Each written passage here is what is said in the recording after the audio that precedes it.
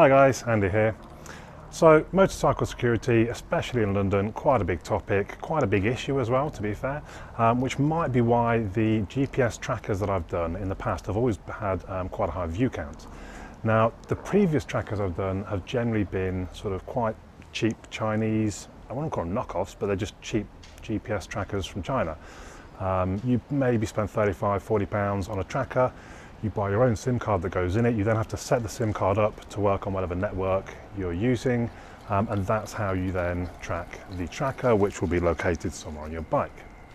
Now, you may have been watching a video I did a month back where CarLock provided me a tracker for my car which plugged into the ODB2 port.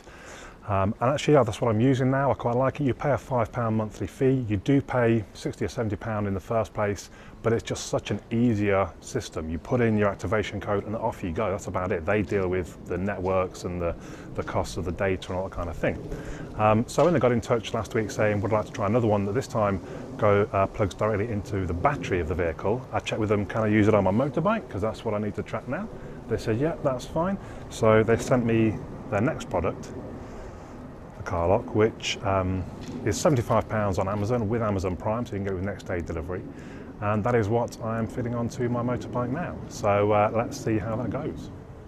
First of all, I'm going to just quickly show you what's in the box, which, to be quite frank, isn't a great deal, but you can see on the back some of its features, and particularly the bit I mentioned about the SIM card being included, and inside the box here is the actual unit itself.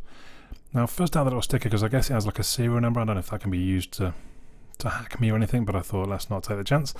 Yeah, the little box, and there are the two connectors that need to go onto my battery at some point. We do also get some instructions, which basically just says connect it up, register it. That's basically it, because it isn't a particularly complicated device all round. I mean, trackers aren't really. All you want it to do is just to report back what you're doing. The only complication comes from these other sort of cheap Chinese ones where you've got to set up your own SIM card, because you have to set up how the device is going to use the SIM card. But because this one comes with the SIM card already in, you don't have to worry about it. So here it is, connected to my battery. Nice and simple, red to red, black to black. And you can see from the flashing lights on the box that it's got a signal, and it's got power, of course. So it's a matter of installing it. I didn't really bother with the sticky double-sided tape. There was just a nice little gap down the side of my battery which it fit in quite nicely, and there's a signal no problem at all through the seat from there. So then really it's a matter of just getting yourself set up on the app. So I already have the app because, as I mentioned, I've got it on my car. Now I have to be fairly careful because I don't want to give too much away as far as the location of my bikes and my cars and such, but you can see there it is. This is the bike. That isn't my address. It just gets like an approximation from this area. It's kind of weird, I don't know, but it isn't my address, even my street. So we can see where the car is, or the bike, sorry, in this case. We can tap the lock, so you can't, I'm too far out for you to see, but there's a, there you go, you can just see it now. There's a ring around, like a geofence around the bike.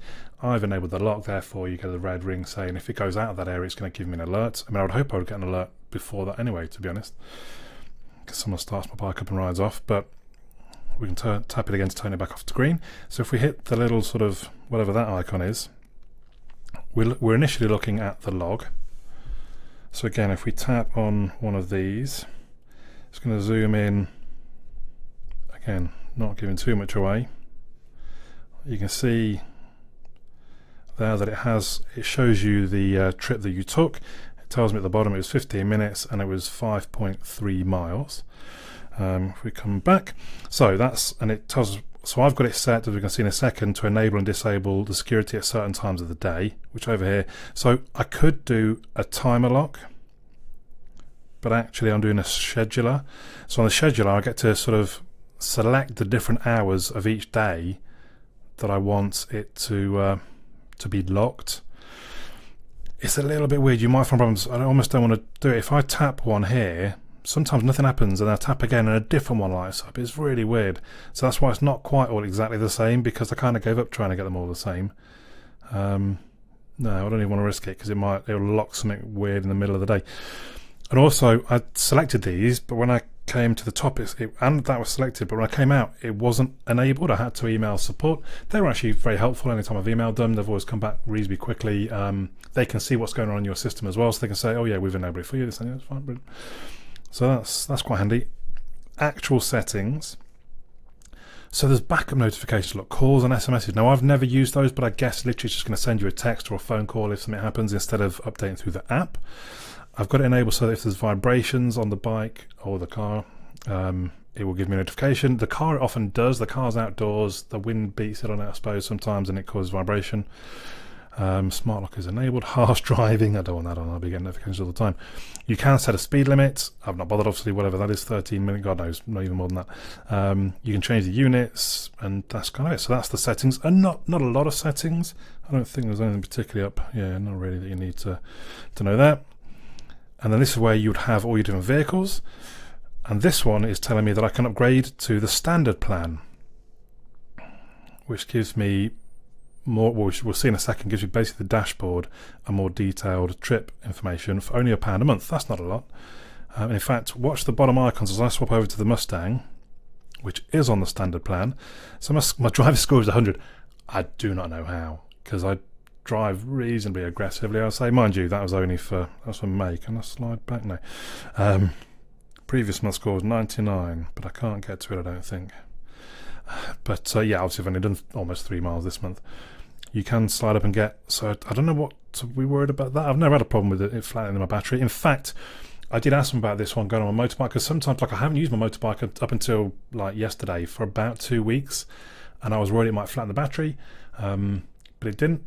Yesterday I went out to it, started up first time, no problem, even though it's sort of reporting about the location every now and then. It's such a low power device, it just isn't really anything to worry about.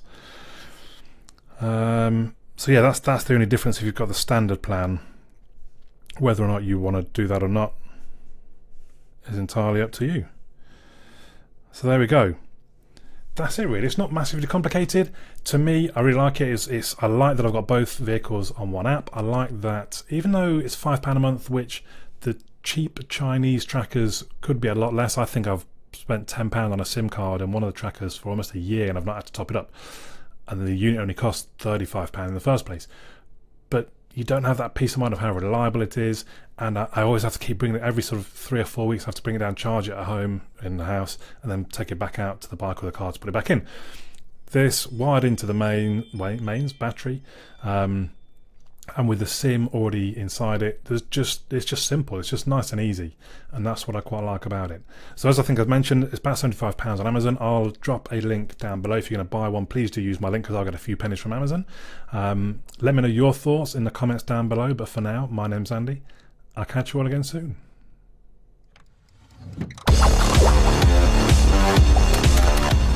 Well done, and thank you for making it to the end of the video. Hopefully you enjoyed it. If you did, you might want to click the little fellow that should hopefully appear about here to subscribe. You may also want to check out some of my other videos, which are going to appear somewhere there. Also, come and have a look at my website, androidandy.uk. There is also a forum. Come and say hello on the forum. If you've got any questions about things, or request me to review things, or anything else, just come and have a chat on the forum.